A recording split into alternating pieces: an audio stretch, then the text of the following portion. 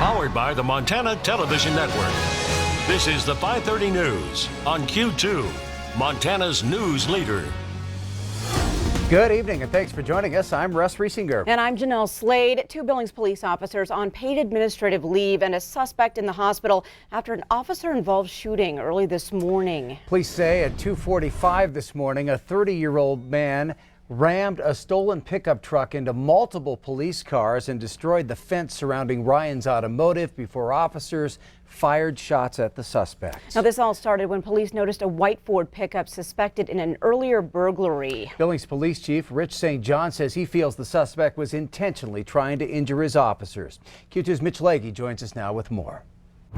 It was here at the Holiday gas station on North 27th Street in downtown Billings, where at 2:45 in the morning Wednesday, officers tried to initiate a traffic stop with a white F-350 pickup truck. Officers barricaded the entrances here and on the other side of me there with their police cars to try to prevent the suspect from fleeing. In the commotion, the suspect took out a fence at Ryan Automotive, as well as rammed his vehicle into several police cars. This was a rapidly evolving incident. It took place under 60 seconds from the time the truck entered the Holiday parking lot. The suspect, a 30-year-old white male from Billings, rammed into police cars 3 separate times, at one point dragging one of the police cars several feet through the Holiday parking lot. Fearing that Officer Icard would be rammed again and others would be at risk, the officers fired multiple rounds at the driver's side door. The suspect was hit multiple times and stopped accelerating. Still, the momentum carried the truck forward and Icard was hit again. The suspect is now in a Billings hospital with non-life-threatening injuries.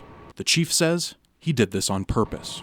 Potentially the first time that he runs into an officer, possibly trying to get away. The second time, though, when he backs into those 2 police cars, my opinion only, that was an intentional, aggressive act to injure or kill police officers. In Billings, Mitch Leahy, MTN News.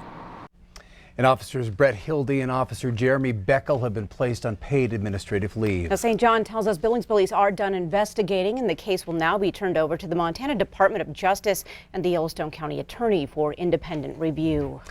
Well, a blizzard of heavy and wet snow rocked Yellowstone County and surrounding parts of our state, blowing in early this morning, and it looks as though it's sticking around for another day. On top of that, the city of Billings decided to not bring out the plow trucks, and instead crews put down de-icer. So hold on, these conditions are forecast to go well into tonight. Q2's Andrea Lutz standing by live near MSU Billings. Andrea, how are things out there? Well, yeah, take a look at this snow. This is that hard, packable snow. This is the real deal, you guys. This is the stuff that's going to stick around for a while. The snow's been coming down like this all day. And if you take a look at 27th, cars are moving pretty easily on it. It's a little bit wet, but you know how easily that can really just turn into ice. So earlier today, we spoke to a few people who have learned that they have to put away their fall rakes, bring out the snow shovels. Blades on pavement. Snow and slush being pushed aside, all in an effort to keep this autumn day in October on track. It's Montana. It changes every minute, right? For John Shidu, he got out his snowblower early Wednesday afternoon as the sidewalks and driveway at his home started to cover in snow. I'm shoveling snow the easy way. Yesterday it was 80 degrees or something like that, and today look what we're doing. And that snow started falling early, just before 7 a.m., coming down hard and sticking to the streets. Not too soon after that, police responding to areas of town where cars have gone off the road.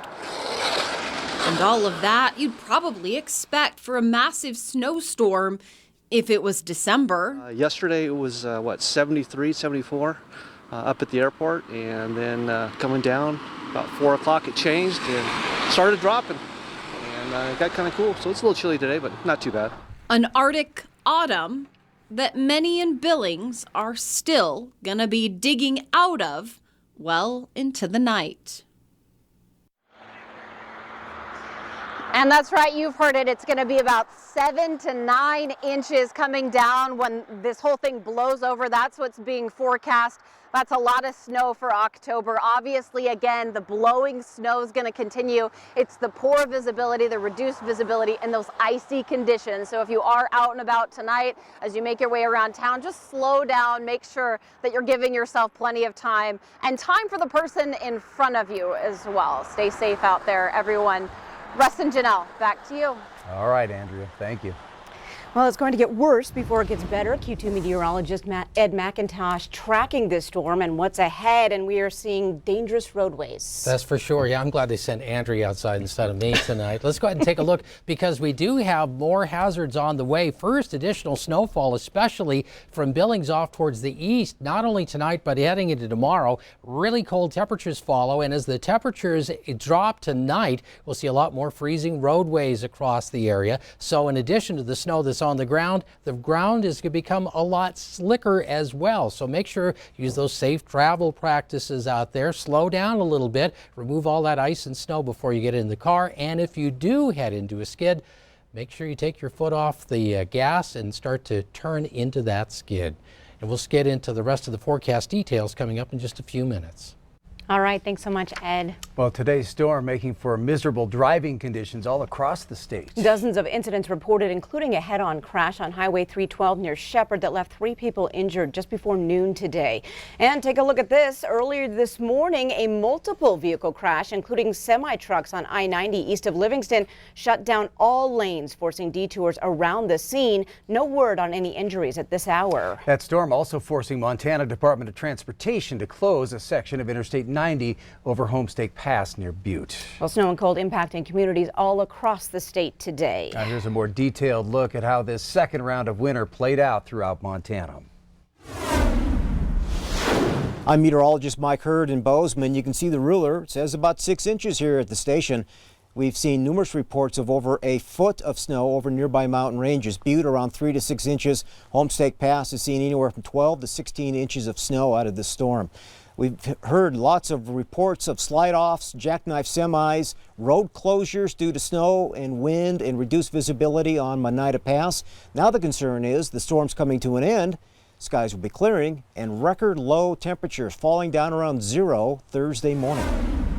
Well, we're just outside of Fairfield right now, and as you notice, road conditions today have been pretty crummy all across the board. We've seen snow-packed and icy conditions. They have improved slightly this afternoon, but even late into the afternoon, we're still looking at widespread and heavy snow throughout north central Montana. Freeze-out Lake there in the background. Between Fairfield and Choteau, we've seen about right around 5 to 7 inches of overall snow accumulation, likely going to still pick up a little bit more into the evening. With MTN News, I'm Jason Laird. I'm meteorologist Curtis Grevenitz here in the capital, where this fall snowstorm certainly created a buzz here across town. Generally about a half foot of snow fell in this area, but there was as much as 16 inches into the mountains around town. The snow here is winding down. However, we're getting ready for record cold coming in tonight. Hey there, I'm meteorologist Elizabeth Copeland in Missoula, where we actually escaped all that snow the rest of the state saw last night and this morning. What we didn't escape, at least, is that snow in upper elevations. Those passes still snow covered and slick into Idaho and western Montana. Now, we didn't escape that Arctic air as well. We saw a lot more of that funnel in last night, down into the 20s last night, and we expect those lows to drop into the teens and single digits, even wind chill factor down into the 20 below 0 possible at some of those upper elevations overnight. Thanks, everybody. Now, to make matters worse here in the snow in Billings, Logan International Airport was shut down for a brief period of time today. An inbound regional jet reported a landing gear malfunction. Now, the call came into aircraft traffic control and into dispatch around 2:30 this afternoon. But as the plane circled overhead, all wheels appeared out and ready, and the jet landed just fine and taxied to the gate. 2 tribal representatives on Attorney General Tim Fox's new Missing and Murdered Indigenous Persons Task Force are reportedly stepping down over Fox's support of the Keystone XL pipeline. The Montana Free Press reports that Fort Peck Executive Board member Justin Dupree and Fort Belknap tribal member Brandy King both withdrew from the task force. Both tribes have long opposed the pipeline that would carry tar sands from Alberta through parts of both reservations. The resignations come after the Attorney General filed to intervene in a lawsuit against the proposed Keystone XL pipeline in support of the Trump administration and pipeline company TC Energy. Now, we talked to Attorney General Fox about the Keystone on Tuesday before learning of those resignations. He said the Keystone is a state-of-the-art pipeline that will provide a major economic windfall for the state. The Keystone XL will create jobs during the construction phase that are important to all of the state, certainly Montanans, many of which who would have those jobs, but perhaps more importantly in the long term, the state estimates that $63 million in property tax revenues will come to the state every year when the Keystone XL is operational. The lawsuit that Fox filed to intervene in was brought by a number of environmental groups back in July. And there's more news from across our state tonight. A Kalispell woman looking to break negative stereotypes, all while saving hundreds of pit bulls. Join Russ for that story and more tonight at 9 on the CW. But first, still to come on tonight's 5:30 News, we'll meet an artist who's threading his way into social media stardom. His story next. And later in sports, playing organized football is rare for kids like Josh Gillett. Scott shows us why and how he's doing it. You're watching MTN News with Jeanelle Slade and Russ Riesinger. Storm Tracker weather with Bob McGuire. And sports with Scott Breen. This is the 5:30 News on Q2, Montana's news leader.